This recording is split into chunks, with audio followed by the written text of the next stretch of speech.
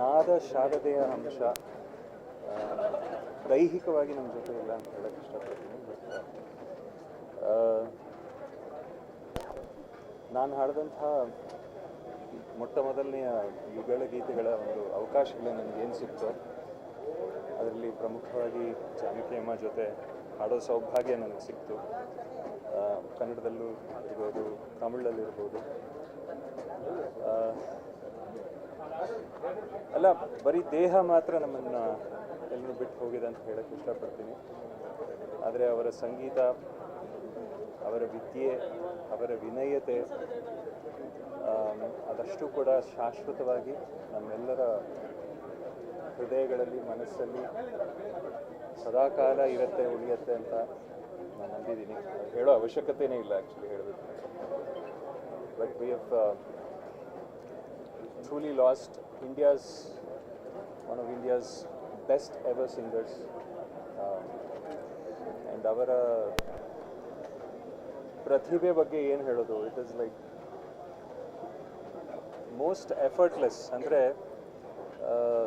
ಸ್ಟುಡಿಯೋದಲ್ಲಿ ಎಷ್ಟೋ ಒಂದು ಹಾಡುಗಳು ಅವರು ಹಾಡಬೇಕಾದ್ರೆ, ನಾನು ಹಂಸಲೇಖ ಸರ್ ಜೊತೆ ಇರಬೇಕಾದ್ರೆ ಅಥವಾ ಬೇರೆಯವ್ರ ಜೊತೆ ನಾನು ಕೆಲಸ ಮಾಡ್ತಿರ್ಬೇಕಾದ್ರೆ had the opportunity of seeing her sing, ಅಂದರೆ ಲೈವ್ ಆಗಿ ಹಾಡೋದಕ್ಕೆ ಅಷ್ಟು ಲೀಲಾಜಾಲವಾಗಿ ಯಾವುದೇ ಹಾಡು ಕೊಟ್ಟರು, ಯಾವುದೇ ಇಮೋಷನ್ ಇರಲಿ, ಯಾವುದೇ ಧಾಟಿಯ ಹಾಡಿರಲಿ, ಶಾಸ್ತ್ರೀಯ ಸಂಗೀತವಾಗಿರಲಿ, ಭಾವಗೀತೆ ಆಗಿರಲಿ, ಭಕ್ತಿಗೀತೆ ಆಗಿರಲಿ, ಅಥವಾ ಒಂದು ರೊಮ್ಯಾಂಟಿಕ್ ಸಾಂಗ್ ಇರಲಿ, ಅಷ್ಟು ಈಸಿಯಾಗಿ ಎಫರ್ಟ್ಲೆಸ್ ಆಗಿ ವಿತ್, ಅಂದರೆ ಶಿ ವಾಸ್ ಒಂದೊಂದು ಹಾಡು ಕೂಡ it was creating a story. ಅಂದರೆ ಹೇಗೆ ನಮ್ಮ ಎಸ್ ಪಿ ಬಾಲಸುಬ್ರಹ್ಮಣ್ಯಂ ಸರ್ ಅವರು ಒಂದು ಹಾಡು ಹಾಡಿದಾಗ ಈ ಪರ್ಟಿಕ್ಯುಲರ್ ಹೀರೋ, ಈ ಪರ್ಟಿಕ್ಯುಲರ್ ಇಮೋಷನ್ ಅಂತ ಫಿಕ್ಸ್ ಆಗ್ತಾ ಇತ್ತು, ಆ ಮಟ್ಟದ ಒಂದು ಪರ್ಫಾರ್ಮೆನ್ಸು, ಆ ಮಟ್ಟದ ಒಂದು ಗಾಯನ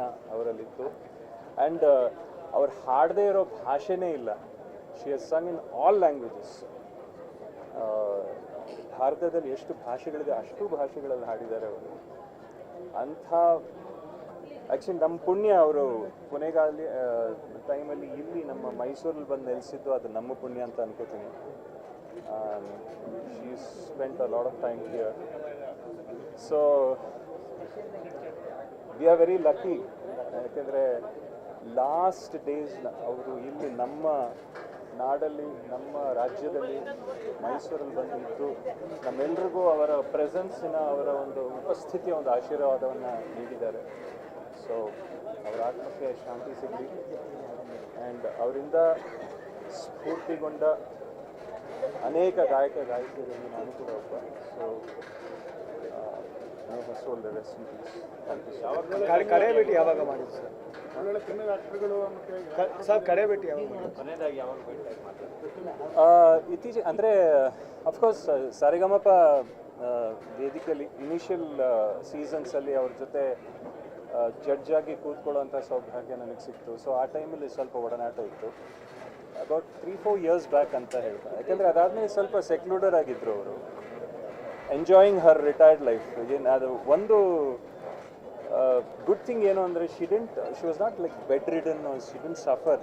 ಅದು ಒಂದು ದೊಡ್ಡ ಒಂದು, ಯಾರಿಗಾದರೂ ಅದು ಒಂದು ದೊಡ್ಡ ವರ ಅಂತ ಹೇಳೋಕ್ಕೆ ಇಷ್ಟಪಡ್ತೀನಿ.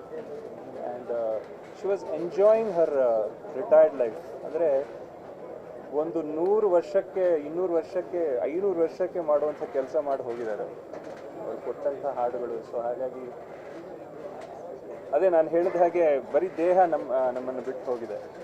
ಅವರ ಗಾಯನ, ಅದರ ಮೆಮರೀಸ್ ಶಾಶ್ವತವಾಗಿ ನಮ್ಮ ಜೊತೆ ಇರುತ್ತೆ, ನಮ್ಮ ನಾಡಿಗೇನೆ ಇರುತ್ತೆ ಅಂತ ಹೇಳಕ್ಕೆ ಇಷ್ಟಪಡ್ತೀನಿ. Thank you. Thank you sir.